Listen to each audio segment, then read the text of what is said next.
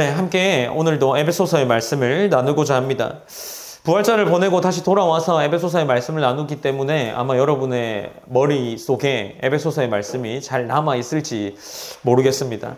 한 주간의 삶을 보내면서 특별히 우리가 일상기도회를 통해서 아가서의 말씀을 나누었죠. 참 저에게는 격려가 되는 한 주였습니다. 여러분들은 어떠셨는지 모르겠습니다. 특히 저에게는 늘상 하나님하고 생각하면 이 하나님이 사랑보다는 공의가 더 큰 하나님이었습니다. 사랑보다는 나의 죄를 씻기시고 그 죄의 대가를 치르신 하나님이 더 컸는데 이번 한 주를 보내면서 또 아가서의 말씀을 살피면서 하나님의 존재가 함께 동행한다는 것이 저에게는 참으로 큰 격려가 되는 한 주였습니다. 어떠셨습니까? 격려가 되는 한 주셨습니까? 어쨌든 우리가 다시 에베소서의 말씀을 살펴볼 때 우리가 살아내야 되는 일상과 또 우리가 살아내야 되는 이 삶을 함께 나누고자 합니다.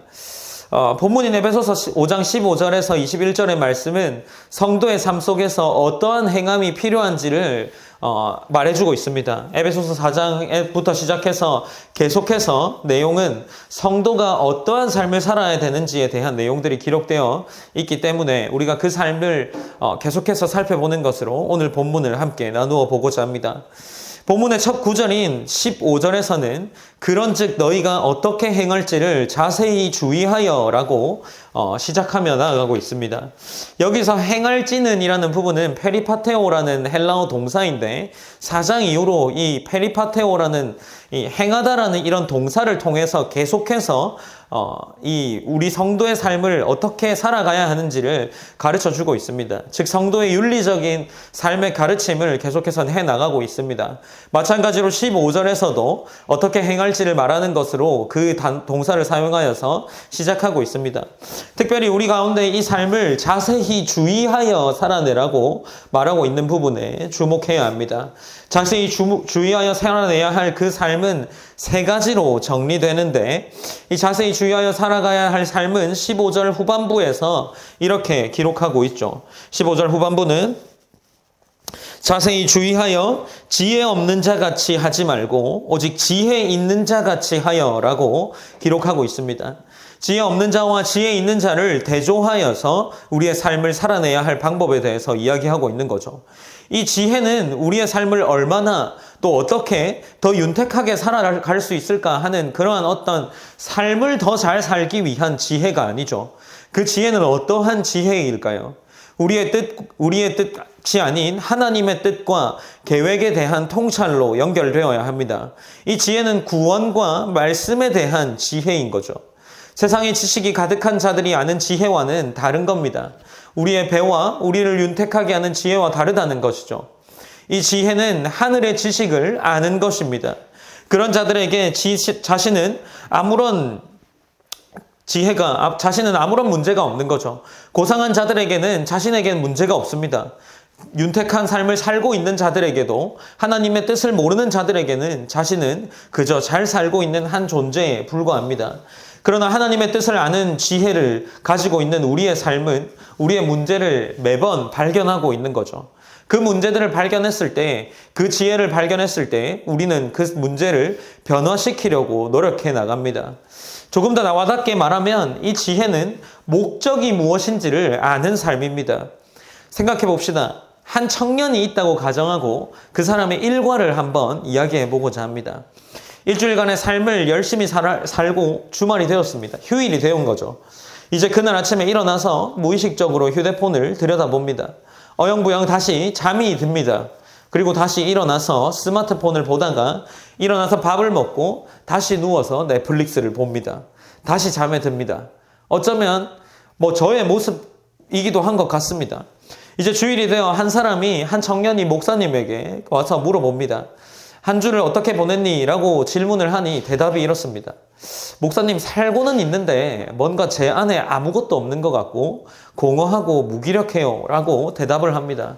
이런 사람에게 하나님을 아는 지혜, 여기서 말하는 지혜 있는 자 같은 모습이 있을까요? 이 자에게는 목적이 불분명한 것 같습니다. 이 청년에게는 그저 하루하루를 흘려보내는 것, 그 이상도 그 이하도 아닌 그러한 일상을 보내고 있습니다. 자신의 삶을 주의 깊게 살펴보지 않는 거죠. 성경은 무엇이라고 이야기하고 있습니까? 본문에서는 지혜 없는 자가 아닌 지혜 있는 자 같이 살아라고 권하고 있습니다. 그렇다면 지혜 있는 자 같이 사는 것이 무엇일까요? 거룩한 하나님을 아는 지혜를 가르쳐주는 잠언 9장 10절을 한번 함께 찾아보았으면 좋겠습니다. 잠언 9장 10절의 말씀을 함께 읽어보시겠습니다.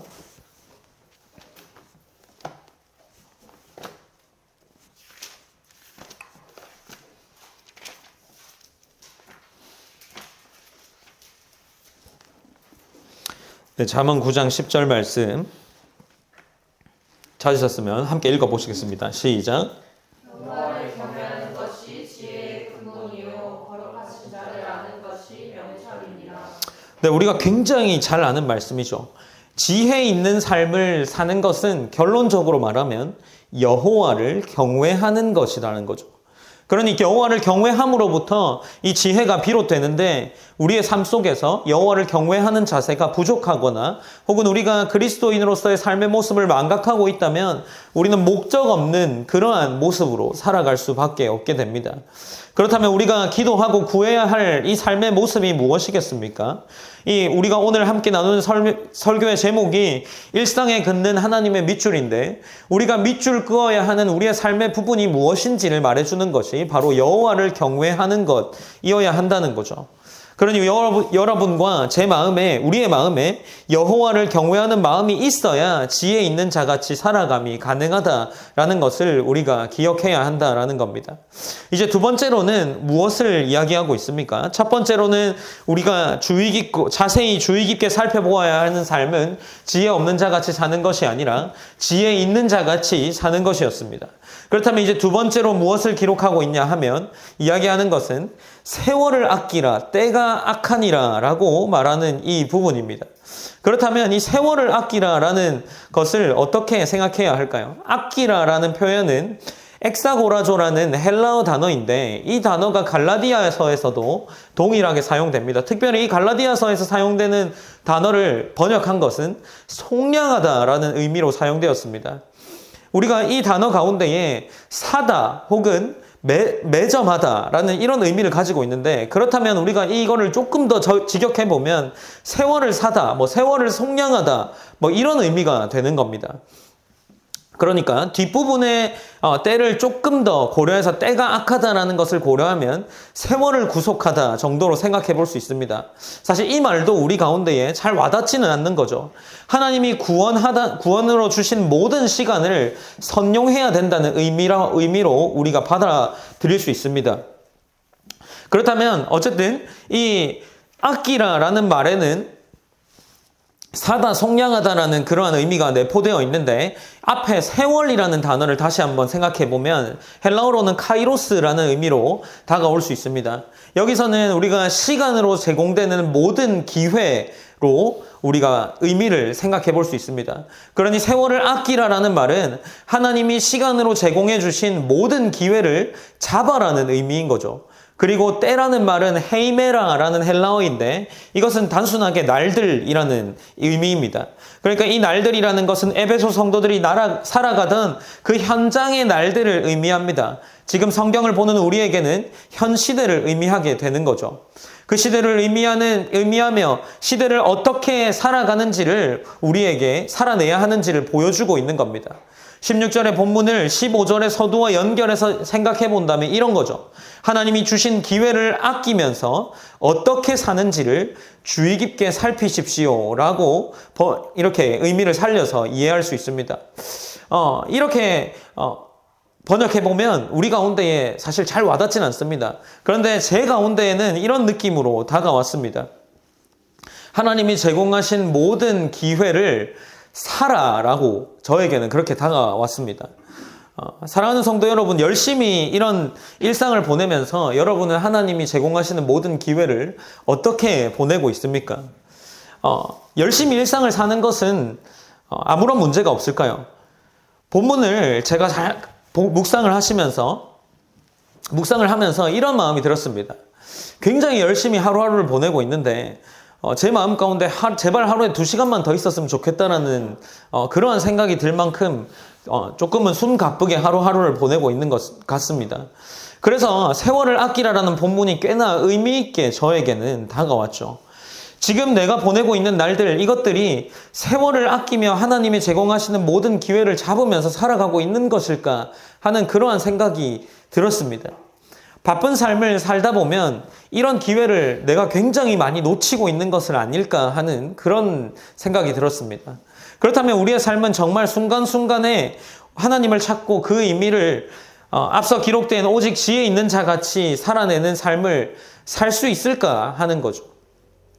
우리가 정말 하나님이 주시는 이 모든 기회를 아끼면서 살아내야 하는데, 우리의 삶은 때로는 바빠서 그러한 삶을 살지 못하고, 때로는 목적이 불분명해서 그러한 삶을 살아내지 못해서 하나님과의 관계가 소원해지고 있는 것은 아닌지 우리가 점검해 보아야 하지 않을까 하는 마음이 들었습니다. 어떻습니까? 여러분의 삶의 모습 가운데에는 세월을 아끼는 그러한 모습들이 있습니까?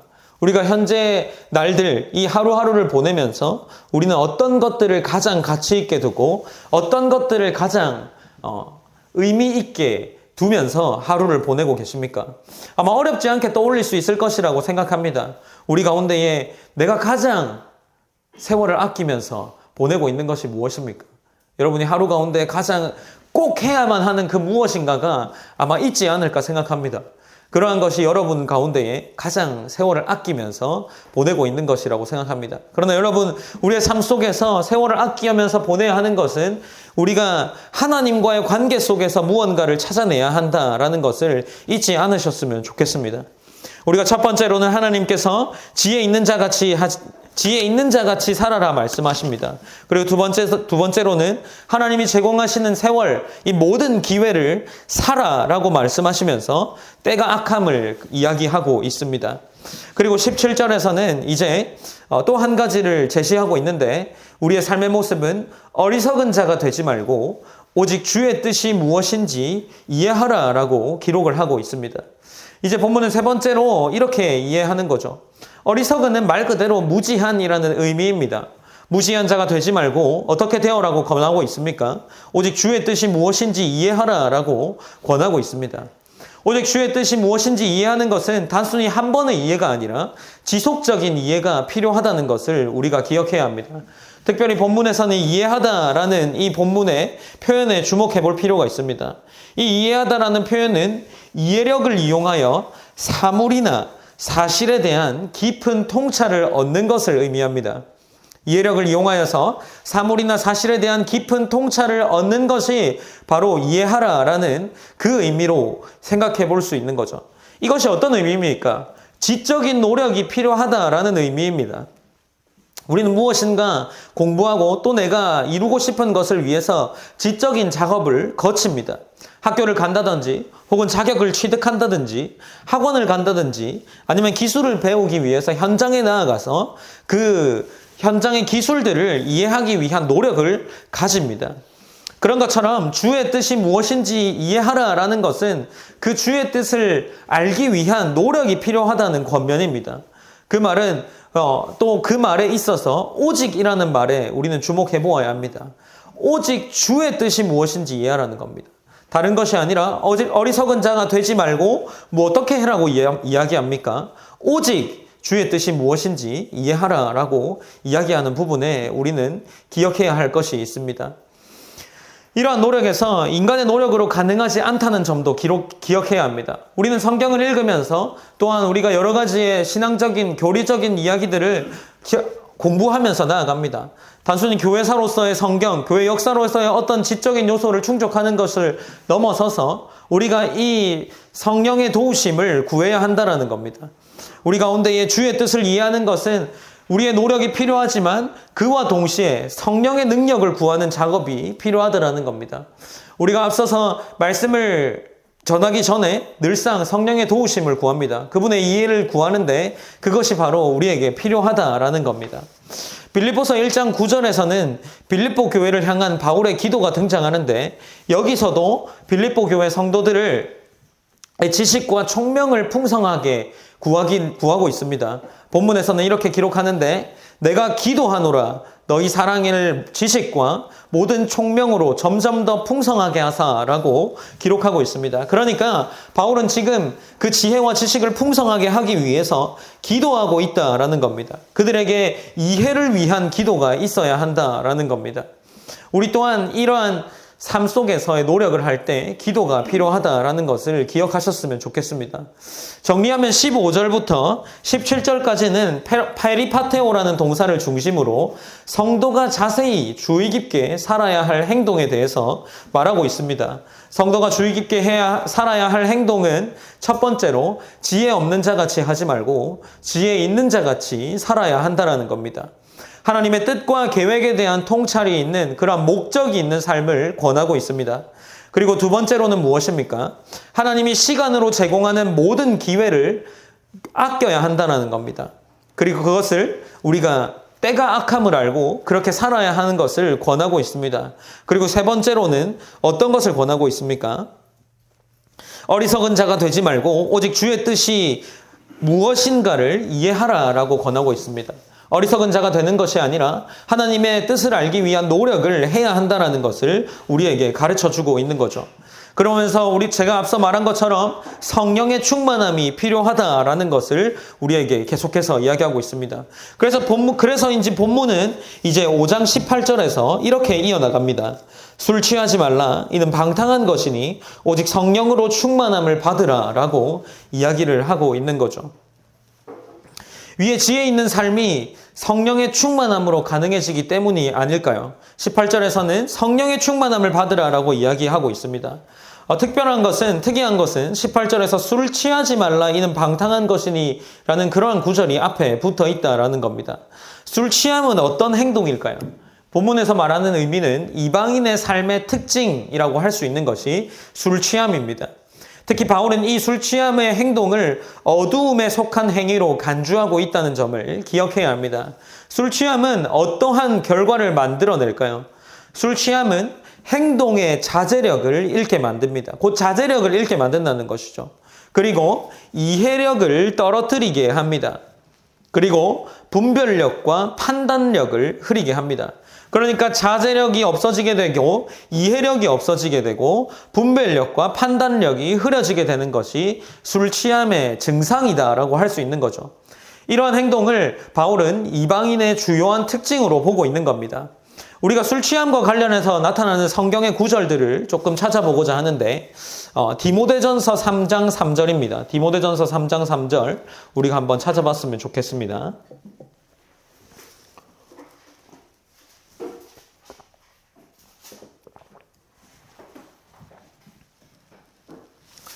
디모데전서 3장 3절 찾으셨으면 함께 읽어보시겠습니다. 읽으시겠습니다. 시작. 술을 즐기지 아니하며 구타하지 아니하며 오직 관용하며 다투지 아니하며 돈을 사랑하지 아니하며. 또한 3장 8절에서도 같이 기록하고 있습니다. 3장 8절도 한번 읽어보시겠습니다. 이와 같이 집사들도 정중하고 일구이연을 하지 아니하고 술에 임박히지 아니하고 더러운 일을 탐하지 아니하고. 네, 이 디모데전서 3장에서는 직분과 관련된 구절들을 기록하고 있는데 직분자들에게 이야기하는 겁니다. 직분자들의 조건이 무엇입니까? 술을 즐기지 아니하며 라고 이야기하는 겁니다. 그리고 3장 8절에서도 술에 임박히지 아니하고 라고 기록을 하고 있는 부분입니다. 그리고 디도서도 함께 살펴보았으면 좋겠습니다. 디도서 1장 7절 말씀입니다. 디도서 1장 7절 말씀.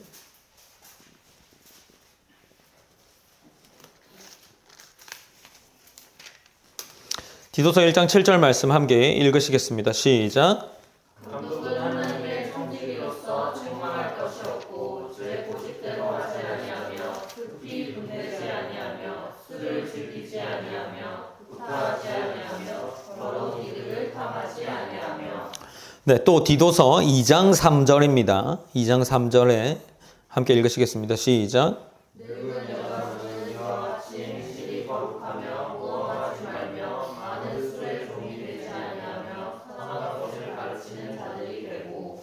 네. 여기서도 동일하게 직분과 관련되고 또 교회의 어른인 늙은 여자라고 나오는 이 본문에서도 술의 종이 되지 아니할 것을 권하고 있습니다. 이처럼 술을 취하지 않는 것은 술을 취하지 말라 하는 것은 술의 특성으로 인한 것이기도 합니다.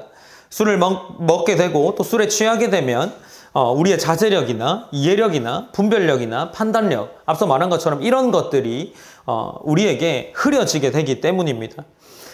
그러나 우리가 생각해 볼 것은 술이라는 것 하나로 단정 지을 수는 없습니다. 우리가 술 말고도 무엇이 있을까요? 최근에 들어서는 사실 술은 크게 문제되지 않는다라고 할 수 있습니다.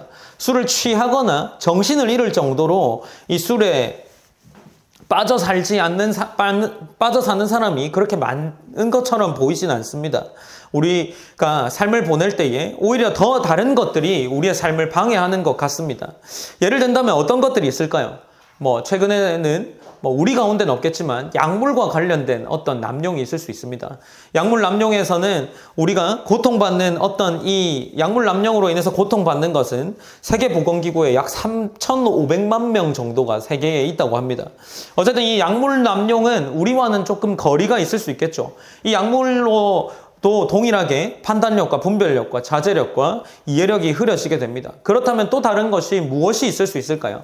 아마도 우리 가운데에는 미디어 중독이 있을 수 있지 않을까 싶습니다. SNS나 혹은 우리가 흔히 장난스럽게 이야기하는 도파민의 시대다라고 부르는 그러한 것들을 우리가 생각해 볼 수 있지 않을까 싶습니다.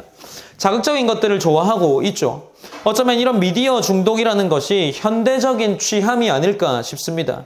그것들을 보다 보면 우리는 어떻게 됩니까?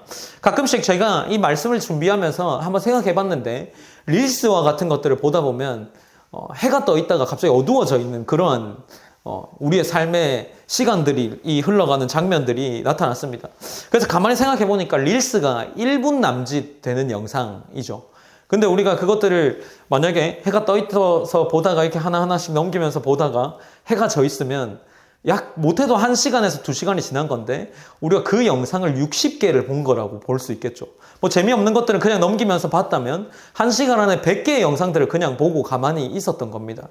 그 또한 어쩌면 우리 가운데의 취함의 증상이 아닐까 싶습니다.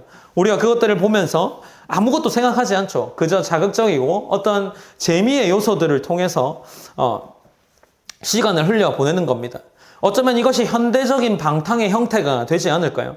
그러니 이런 것들 또한 우리의 자제력과 분별력과 이해력과 판단력을 흐리게 할 수 있다는 겁니다. 성경은 이 모든 것들을 방탕하게 여기고 있습니다. 우리는 단순하게 여기서 나 술 안 마시는데 라고 하면서 넘어갈 수 없다는 거죠. 우리 일상을 면밀히 들여다보고 그 후에 우리 삶을 조절하고 절제해 나가는 것이 우리의 삶에 필요하다라는 것을 생각해야 합니다. 그렇다면 이제 성경은 이러한 것들 이외에 어떻게 하라고 권하고 있습니까?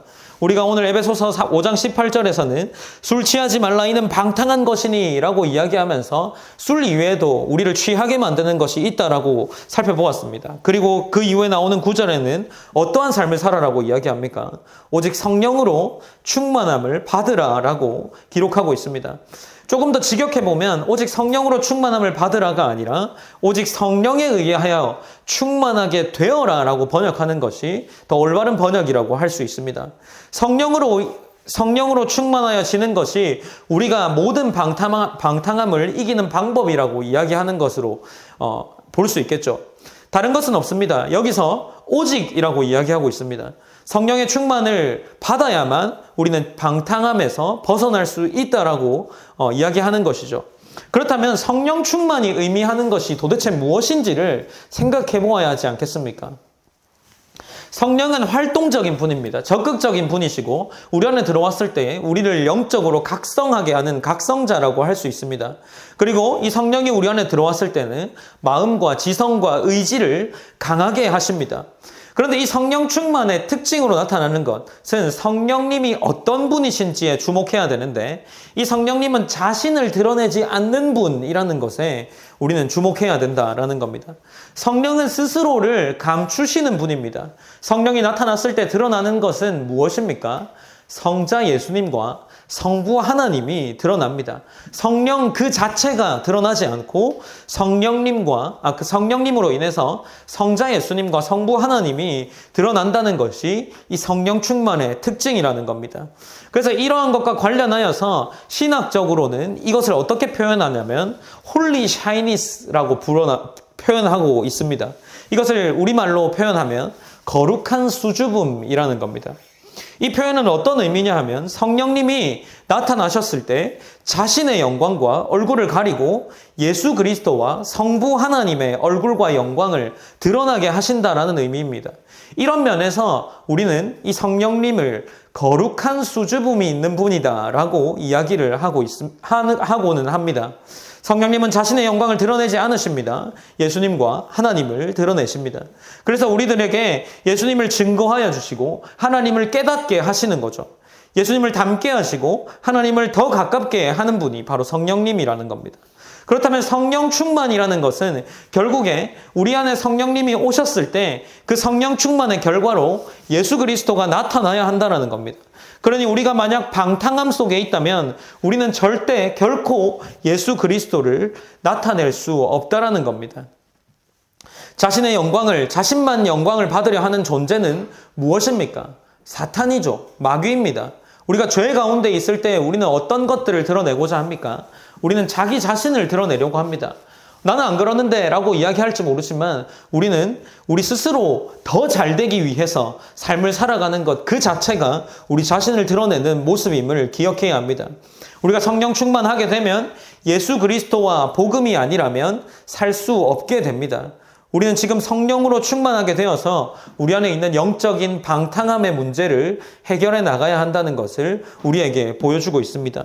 그리고 본문은 5장 18절에서 성령으로 충만함을 받으라라고 이야기하며 19절부터 이 성령 충만함의 증거들을 보여주고 있는데 그 성령 충만함으로 나타나는 모습은 5가지의 어떤 이 동사들로 표현되어 있습니다. 가장 먼저 19절에서는 화답하며 라고 이야기하고 노래하며 찬송하며 라고 기록을 하고 있습니다.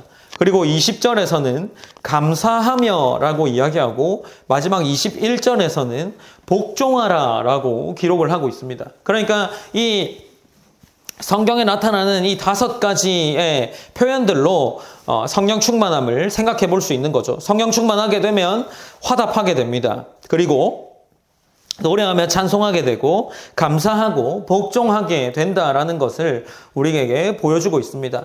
그렇다면 조금 더 자세하게 살펴보면 어떨까요? 19절에서는 시와 찬송과 신령한 노래들로 서로 화답한다라고 기록하고 있습니다. 먼저 시라는 것은 시편을 의미한다고 할 수 있는데 고린도전서 14장 26절에서는 찬송시라고 번역이 되어 있습니다. 같은 동일한 단어입니다. 그래서 이 의미에서는 시편뿐만 아니라 다른 찬송들로 표현될 수 있다라고 우리는 생각해 볼 수 있습니다.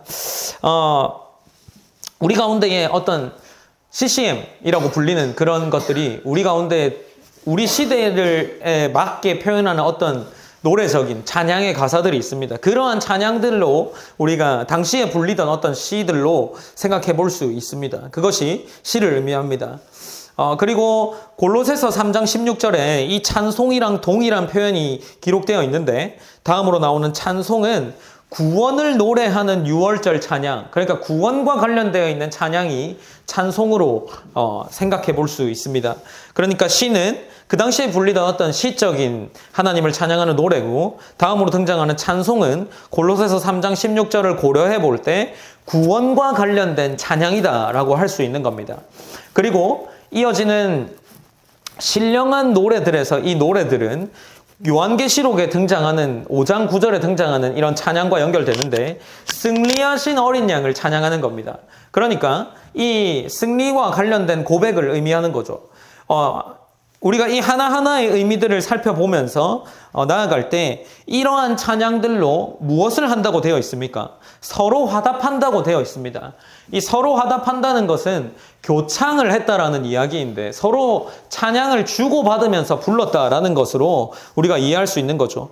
그러면서 이 교창의 역할이 무엇이냐 하면 당시의 성도들이 찬양을 통해서 서로의 삶을 권면했다라는 겁니다. 서로의 삶을 격려하고 권면하는 모습들이 나타났다라는 겁니다. 성령으로 충만함을 받으라 라면서 이야기하는 것으로 첫 번째로 찬양을 통한 서로의 권면들이 있었다라는 것이죠. 우리가 단순히 찬양들로만 이것을 제약할 필요는 없는 것 같습니다.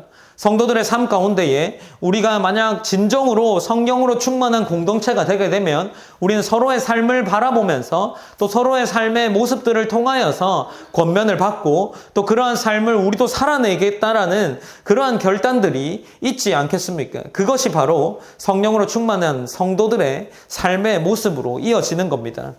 이제 다음으로는 무엇이 등장하고 있습니까? 너희의 마음으로 주께 노래하며 찬송하며 라고 기록을 하고 있습니다. 이제 이것은 노래하며 찬송하면은 다른 개념이라기보다 하나의 그냥 개념입니다. 기쁨의 찬양을 하고 예배 가운데 고백하는 어떤 모습들을 우리 가운데 떠올리게 하는 것이 바로 이 19절에 등장하는 너희의 마음으로 주께 노래하며 찬송하며 라는 부분입니다. 그러니까 예배 가운데에 우리는 하나님의 큰 일에 대한 감격을 고백한다라는 것이 성령 충만함에 나타나는 이 두 번째 모습인 거죠. 그리고 세 번째는 감사하며라고 기록되어 있는 부분이죠. 이 특별히 감사에는 어떤 감사가 기록되어 있냐 하면 가장 서두에 등장하는 단어가 무엇입니까? 범사에라고 기록을 하고 있습니다. 이 범사에라는 단어에 주목해보면 모든 일에 감사한다는 것이 성령 충만의 모습이라고 할 수 있는 거죠. 우리는 힘들 때만 주님을 찾고 기쁠 때는 주님을 찾지 않는다라는 말을 하고는 합니다. 그런데 제가 삶을 잘 생각해 보니까 저는 기쁠 때 주님을 더 찾습니다.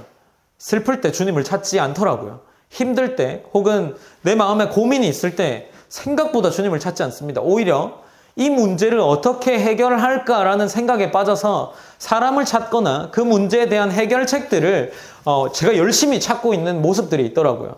여러분은 어떠신지 모르겠습니다. 그러나 이 가운데에 지금 성경이 우리 가운데 이야기하는 것은 범사의 하나님께 감사한다는 것입니다. 아버지 하나님께 감사하다는 거죠. 여러분 범사의 아버지 하나님께 감사하고 있습니까? 힘들 때나 혹은 고민이 있을 때 혹은 내가 어떤 굉장히 여유로운 시간을 보낼 때도 여러분은 범사의 하나님을 기억하고 계십니까? 감사하지 않더라도 여러분 하나님을 기억해야 하는 그러한 성령 충만함을 받으셨으면 좋겠습니다. 그 가운데 하나님의 관계 속에서 하나님과 함께 고민하시고 하나님과 함께 그 시간들을 보내야 한다는 것을 우리는 성령 충만의 모습으로 생각할 수 있습니다. 여러분의 삶 가운데에도 이 성령 충만의 모습이 있기를 권합니다. 마지막으로 그리스도를 경외함으로 피차 복종하는 것이 성령 충만의 결과라고 이야기하고 있습니다. 여기서 기록된 경외는 무엇일까요? 이 경외는 공포도 아닙니다. 하지만 존경도 아닙니다. 하지만 경외는 무엇입니까? 공포와 존경이 공존하는 마음입니다. 그것이 그리스도와 삼위 하나님을 볼 때 드는 마음입니다. 성령 충만함을 받았을 때만 이 경외함을 느낄 수 있습니다. 경외함으로 말미암아 나타나는 것이 무엇이라고 이야기하고 있습니까? 21절에서는 그리스도를 경외함으로 피차 복종하라 라고 이야기합니다. 복종하는 것이 성령 충만의 결과라고 이야기하는 것을 우리는 반드시 기억해야 합니다. 사실 우리가 복종하라라는 말을 평등하라라는 말과 비슷한 의미로 생각하기도 하는데 그것은 조금 잘못된 생각입니다. 여기서 복종하다는 것은 헬라어로 볼 때 휘포타소메노이라는 어떤 이러한 단어인데 휘포라는 전치사가 아래라는 의미입니다. 그러니까 전치사와 어떤 단어가 합성된 단어로 생각해 볼 수 있는데 휘포는 전치사, 곧 아래, 밑에라는 의미를 가지고 있고 뒤에 나오는 이 단어는 배열하다, 정렬하다라는 의미를 가지고 있습니다. 그러니까 피차 복종하라는 말은 서로를 우리가 어떤 사람을 대할 때 우리가 그 사람 아래에 정렬되라라는 의미를 가지는 거죠. 그러니까 복종하라는 것은 그런 의미로 우리가 받아들일 수 있습니다. 그러니 서로 복종하라는 것은 단순히 평등하라는 것을 넘어서는 의미인 거죠. 아래로 들어가야 됩니다. 자신의 권리를 포기하는 것이 복종입니다. 성도 간에 서로가 자기 권리를 포기하고 남을 섬기는 것이 복종입니다. 곧장 앞장서서 말한 이 성령의 특징을 우리가 이야기했지 않습니까? 성령 충만의 특징을 이야기하면서 그 성령 충만이 무엇이라고 했습니까? 부끄러운 영, 거룩한 수줍음을 가진 영이라고 이야기했습니다. 그렇다면 우리가 정말 성령 충만함을 받았을 때 우리는 누군가 아래에 들어가게 될 수밖에 없습니다. 왜냐하면 자기 자신을 드러내지 않게 되기 때문이죠. 스스로를 보이지 않기에 가능한 겁니다. 성도가 서로 안에 있는 그리스도를 보면 서로 복종하는 것은 그렇게 어렵지 않을 겁니다. 사랑하는 성도 여러분, 어떻습니까? 우리가 오늘 말씀을 통하여서 성도가 살아내야 할 삶을 페리파테오라는 동사를 중심으로 살펴보았습니다. 첫 번째로는 어떠한 삶이었습니까? 우리가 살아내야 하는 삶은 자세히 주의 깊게 지혜 없는 자 같이 하지 말고 오직 지혜 있는 자, 목적이 있는 자의 모습의 삶을 살아내는 것이었습니다. 그리고 두 번째로 자세히 주의 깊게 살아내야 하는 삶은 하나님이 제공하시는 모든 기회를 아끼는 것, 그 기회를 잡는 것을 사는 삶입니다. 그리고 자세히 주의 깊게 사는 삶은 어리석은 자가 되지 말고 오직 주의 뜻이 무엇인지를 알기 위한 노력을 하는, 그러한 이해의 노력을 하는 삶을 사는 것입니다. 이러한 삶을 위해서 우리는 성령 충만함을 받아야 합니다. 그 성령 충만함으로 나타나는 결과가 화답하는 것이고 노래하며 찬송하는 것이며 범사의 하나님을 감사하는 것입니다. 그리고 궁극적으로 이 성령 충만함이 나타내는 삶은 성도 간에 복종하는 모습이 있는 삶이라는 것을 우리가 기억해야 합니다. 이런 모습은 우리의 삶에 있어야 합니다. 우리가 오늘 설교의 제목을 무엇이라고 붙였습니까? 일상에 긋는 하나님의 밑줄이라고 붙였습니다. 우리의 삶의 모습에 하나님의 밑줄이 있어야 됩니다. 하나님이 보실 때에 너의 이러한 삶은 내가 밑줄 칠 만한 삶이다 라는 그러한 삶의 모습이 있어야 된다는 거죠. 그 삶의 모습이 오늘 우리가 나누는 그러한 모습이 되지 않겠습니까? 여러분은 어떤 삶을 살아가고 계십니까? 우리의 삶을 하나님께서 면밀히 지켜보실 때에 하나님이 밑줄 긋고 있는 삶이 있으십니까? 삶을 살아내는 것은 실제로 어렵습니다. 반복되는 삶 속에서 아무것도 변화되지 않는데 내가 변화되어야 하는 겁니다. 성령이 변화시키심을 우리는 믿어야 합니다. 변화시키는 성령이 우리를 새롭게 하시고 우리는 이전과 같지 않은 새 사람이라는 사실을 기억해야 합니다. 그것을 위해서 그리스도께서 죽으셨고 그리스도의 죽음이 우리를 변화시키셨습니다. 성령이 함께 하심을 믿으시기 바랍니다. 그 성령 충만은 우리의 삶을 하나님이 밑줄 긋게 하시는 삶으로 변화시키십니다. 우리가 함께 일상에 긋는 하나님의 밑줄을 우리의 삶 속에서 보여주시기를 권합니다. 우리가 함께 조금 전에 불렀던 찬양을 함께 고백하면서 나아가기 원합니다. 주의 말씀 앞에선 이라는 찬양을 함께 고백하시겠습니다.